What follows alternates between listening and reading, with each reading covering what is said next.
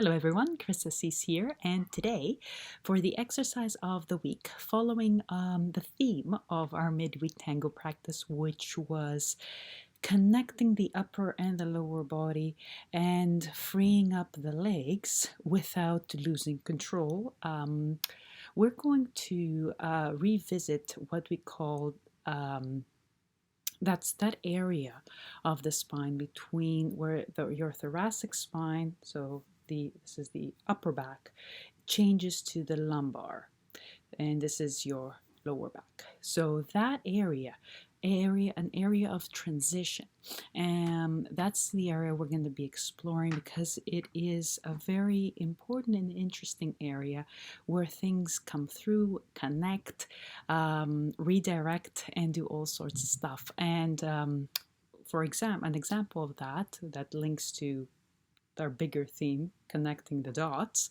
The psoas reach all the way up to that spot and hug on one end, and on their lower end hug our hip. So we're talking about an actual physical connection of the upper and lower body. So let's see an exercise that will help you find that alignment, connect the movement decisions that you make for the upper body with the lower body, find a comfortable breathing pattern, and work on your balance. So, ready? Here we go. So we're going to get started in an all-fours position. If that puts too much pressure on your wrists, you can maybe have a stack of books so you're a little bit higher up, or a little chair, or over your table. You can just place your hands there instead of on the ground. So let's start in a tabletop position and rearrange your hands so you feel that you are supported. So sometimes if you place the hands right under your shoulders because of structural differences that we all have, that might not be the right position for you. So find a position, a placement of the hands and the knees that you feel that you're supported. And let's do the yoga movement of cat-cow, but be mindful that you're not starting either from your hips, like I'm doing here, or especially when going up from the head and then, the rest of your spine finding its way along there. Instead, start from that spot, where the thoracic spine, this part, changes into a lumbar, this part. So somewhere between here and here, this area.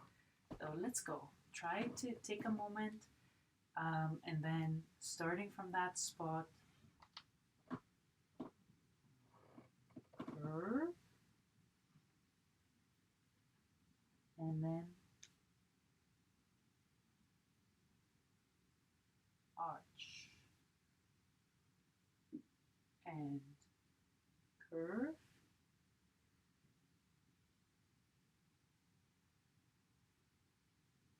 and arch. Be very mindful, probably need to move a little bit slower than you usually do so you don't fall into other previous habits.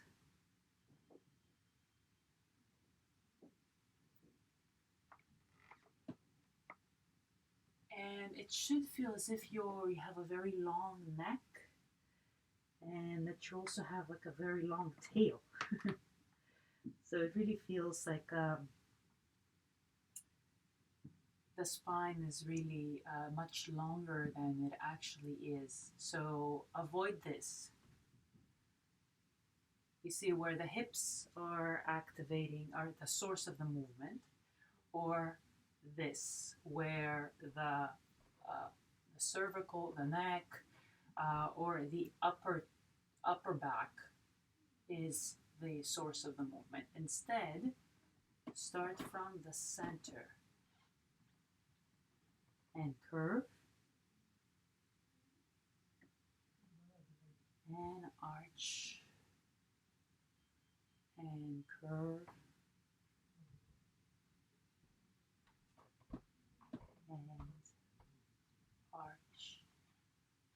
Last one time, curve.